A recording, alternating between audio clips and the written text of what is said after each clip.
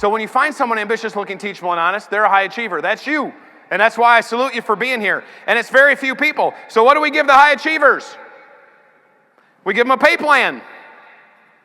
We put them in a compensation situation and turn them loose. Give them a chance to run. And they make a mess of things. They run into each other, fall down, get back up, try it again. All kinds of mistakes. They do silly stuff. And your people complain about them. Hey, I'm calling again because that Sally that got in? That is a word that usually goes ahead of the name. You know that Sally that got in?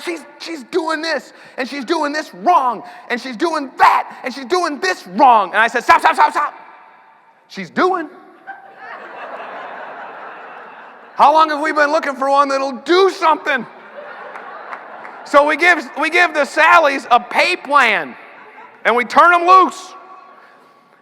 Now, the thing about the pay plan is, these high achievers and the pay plan and recruiting and all that stuff is, I think there's a little overdose of that in what the world sees about us. There's an overdose of us labeling everybody. We want them to be high achievers so bad. You're a high achiever. You're a high achiever. You're a high achiever. You're a high achiever. Got the guy running back behind him, catching him, We want to label them high achiever, and they're not a high achiever. And they know they're not a high achiever. They say, no, I'm not a high achiever. Yeah, you're a champion. You can do it. Yeah, you can do it. Come on. I know I'm not a high achiever. I'm urinating all over. I'm scared to death right now. I know I'm not a high achiever. Yeah, you are. You're a winner. You can do it. You can get jewelry, big cars. And we overdo it. They're not looking. They're not teachable.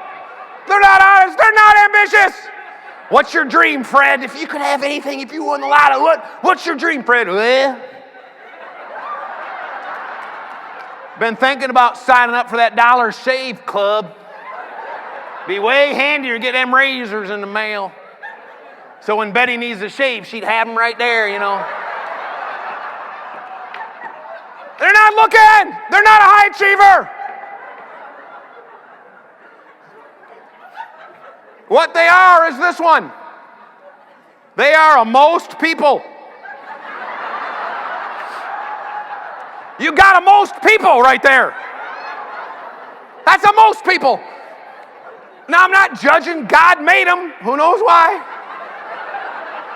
But it's very clear when you read the Bible, it says serve others. So there has to be others. That's why he put them there.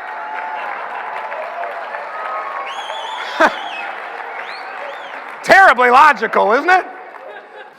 So you got most people when dreams like that come out. They're really not a high achiever.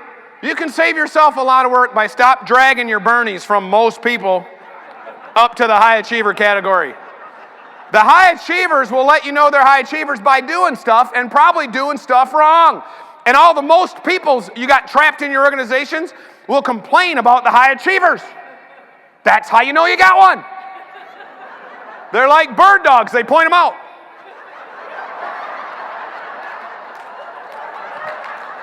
Sally's doing stuff wrong over here. She's taking all the front row seats at the opportunity meeting. Sally is. That's Sally. Follow when most people are complaining about a high, that's, you know you got one. Now most people, what we give them is what? Should be our products. I'm familiar with most of your companies to some degree. Looks to be like most people could use your products. That's who they're for. The most people need a bit more of the products and a bit less of the push. And so the most people is where you go to get your customers. And some of your companies require you to get this amount of customers or this amount of volume or something. And you ought to be able to get hundreds and hundreds and hundreds and hundreds. Why? Because your target market is most people.